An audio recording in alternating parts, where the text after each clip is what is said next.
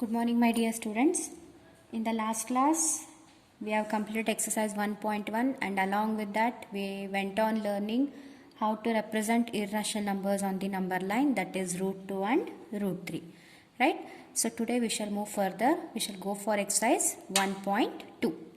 So in exercise 1.2, we are having the question, state whether the following statements are true or false. Justify your answer. If the statement is true, you got to justify the answer. If the statement is false also, we are supposed to justify the answer. Okay, the first question you are seeing is, every irrational number is a real number. Yeah, every irrational number is a real number. Obviously, the statement is true. Why? Why the statement is true? Because the combination of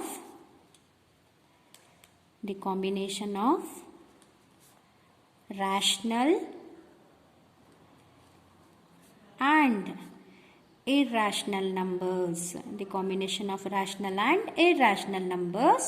so are together called as the real numbers, right? So we have already learnt in the introduction part of real numbers, the combination of rational and irrational numbers are together called as the real numbers. Hence the statement is true. Okay, so coming to the second one. Every point on the number line is of the form root m, where root m is a natural number. False, because in the last class only we have dealt, that is root 2, it was an irrational number. Okay, so obviously it is an irrational number and we can't express negative number in the form of a square root. Hence the statement is false. False because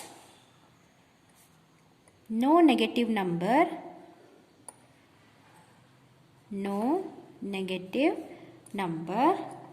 can be the square root of any natural number. Okay, so third one, every real number is an irrational number. False, because along with the irrational number, there are certain numbers called rational numbers also. Hence, real number is a combination of both rational and irrational number. False, because in real number, along with irrational numbers,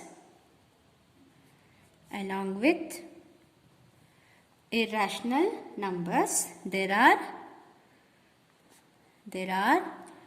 rational numbers also.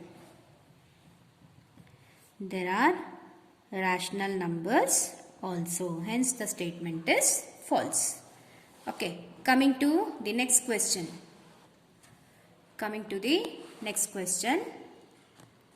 So here the question is, one second.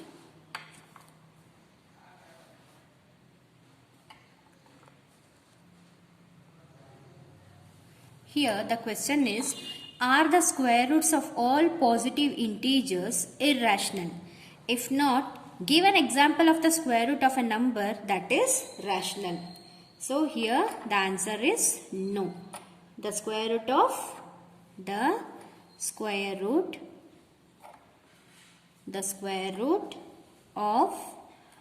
all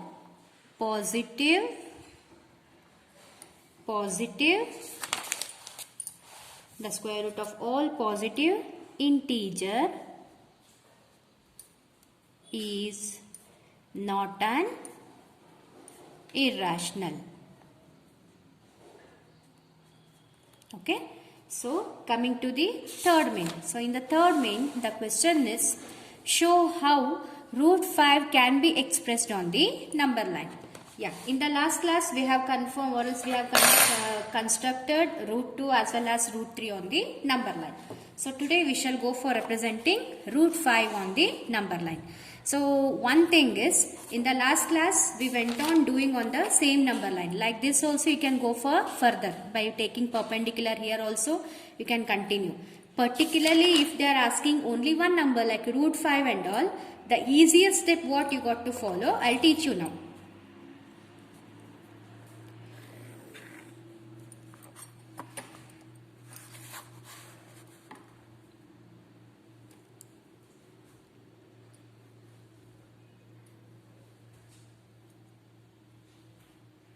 For this we are supposed to draw the number line.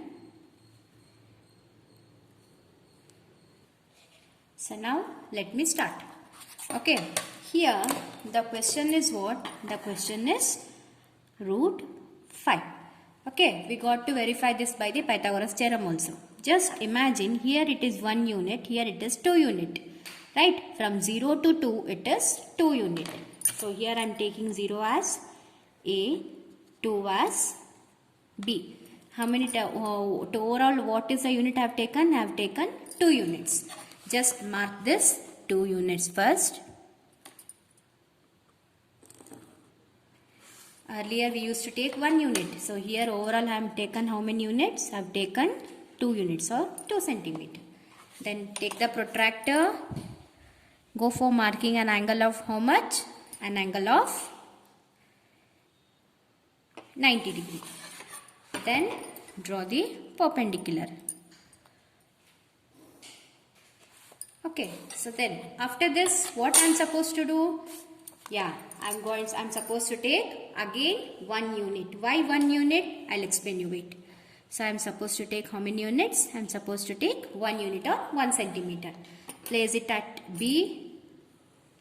Cut the arc. Then join.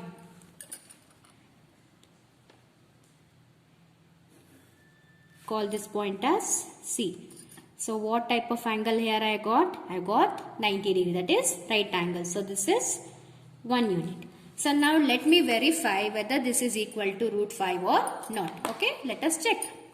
So now in right angle triangle ABC, as the theorem states, square on the hypotenuse. Square on the hypotenuse is AC square is equal to sum of the squares on other two sides, that is AB square plus BC square. Okay. So AB, how many units have taken? How many centimeters have taken? Have taken 2 centimeters, that is 2 units, that is 2 square. And BC, how much have taken? 1, right? This is 1 square.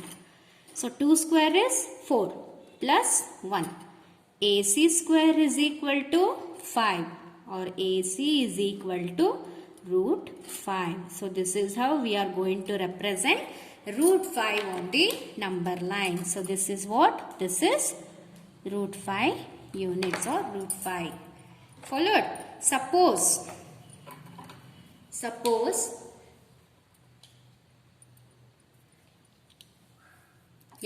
nothing. So root 5 means how it is represented? It is AB. Here I have taken 2 units. Here I have taken 1 unit. So if I am going to represent or verify it by Pythagoras theorem, AC will be equal to root 5. So this is how we are going to represent root 5 on the number line. Okay.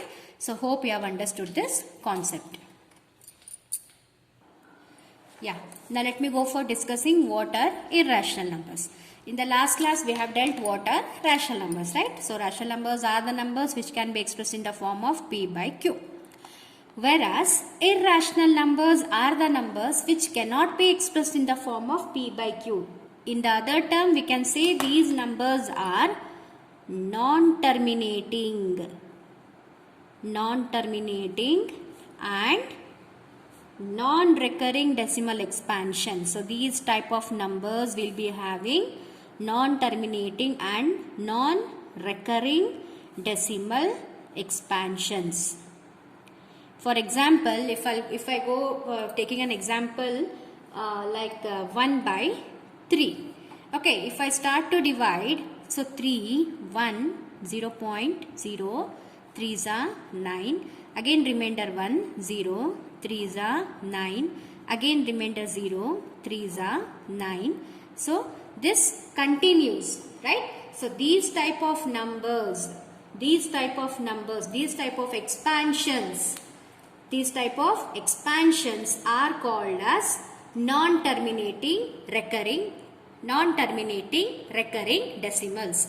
Or so overall these type of numbers are called as irrational numbers, like it is non-terminating, non-recurring or non-terminating recurring decimal expansions. Non-terminating means you should get exactly the remainder as 0. Terminating. Here I am having what? Here I am having non-terminating. Non-terminating means the remainder will never end. The division never ends. It process continues. It continues the process. So these type of numbers are called as the irrational numbers, where the remainder exactly does not comes to 0. Okay. So these type of numbers are called as irrational numbers, which are non-terminating, non-recurring or non-terminating recurring decimals. Okay. So hope you have understood the concept of irrational numbers. So coming to the exercise 1.3. Coming to the exercise 1.3. Just look at the question. Write the following in decimal form and say what kind of decimal expansion each has. Write the following decimal form and say what kind of decimal expansion each has. What kind of decimal expansion means if the remainder becomes 0, it is a what? It is a terminating decimal expansion. If the remainder is not 0, it is non-terminating expansion. Hope you have understood. Okay, let me start.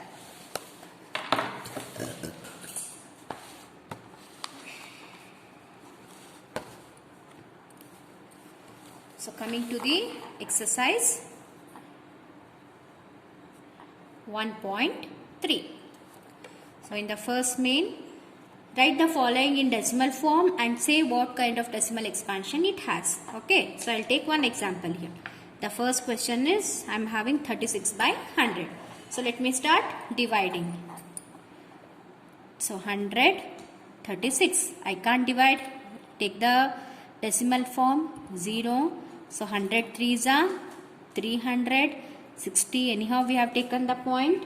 So this becomes 6 are 600. What type of decimal expansion I got? I got it as remainder as 0. If the remainder is 0, what type of decimal expansion it is?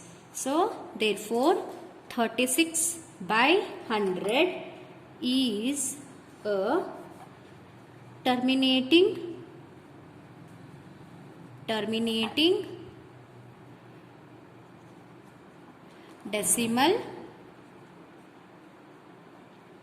expansion. So 36 by 100 is having terminating decimal expansion. Okay. So shall I take one more example out of this main? Yeah. I'll take fourth question. So fourth one is 3 upon 13. Let me check. So 13, 3. So it is 0.0. 13 2s are 26. Remainder is 4, 0. 13 3s are 39. Remainder is 1. Then, so 1 0.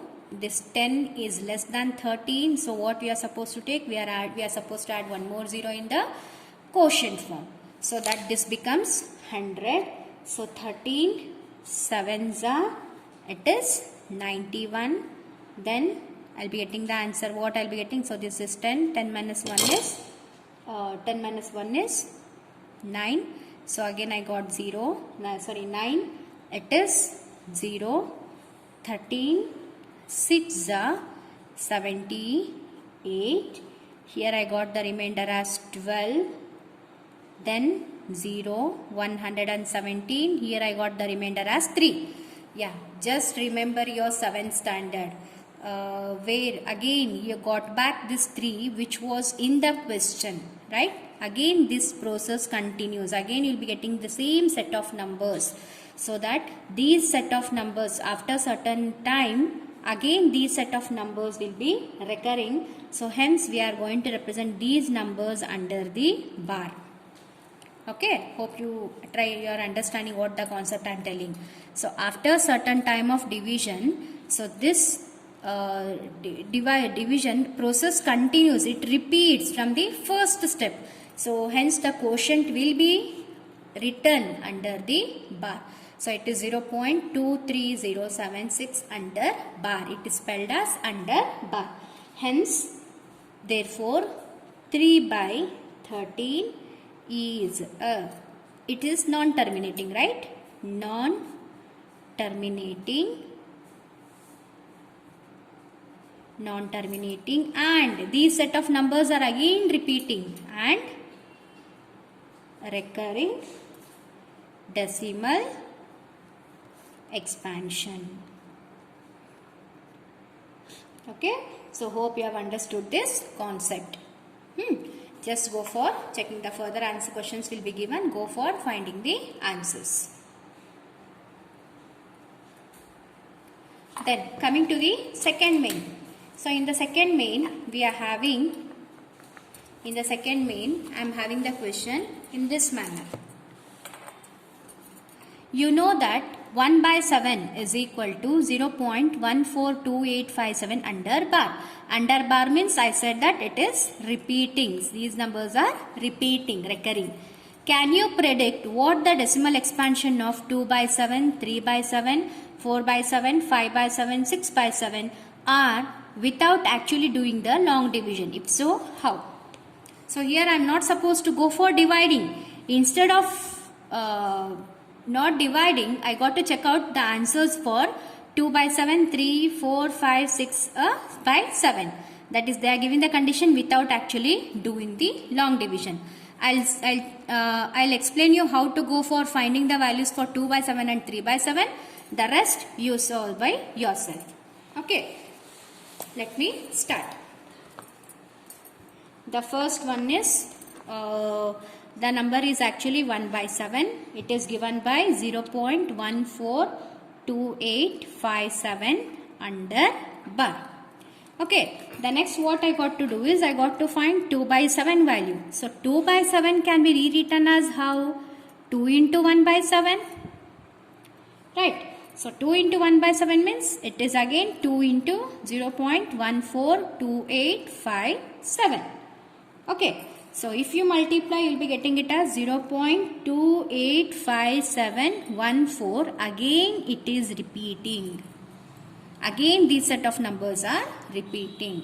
So hope you have understood how to find. Similarly, 3 by 7 means 3 into 1 by 7. 3 into 0.142857. Multiply and keep the answer under the bar. So this is how we are supposed to find 2 by 7, 3 by 7, 4 by 7, 5 by 7 and 6 by 7. Okay, so I think hope you have understood this particular two mains of this third exercise. Yeah, let me continue the next mains in the next video. Thank you.